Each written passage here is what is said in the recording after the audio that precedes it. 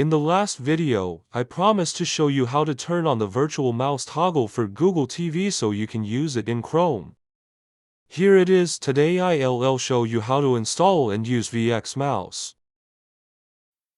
Open Settings System, then tap Android TV OS Build 7 times. Turn on Developer Options and enable USB debugging.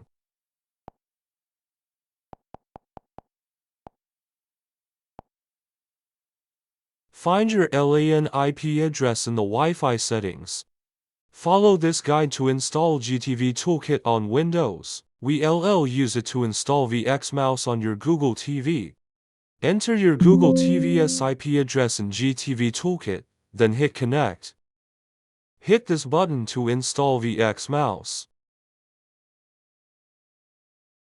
Installed. Follow this guide to set up VxMouse on your Google TV. Now open Chrome in the Sideload folder and enjoy browsing with the VxMouse virtual mouse. Press the mouse toggle hotkey to switch between D-pad and virtual mouse mode.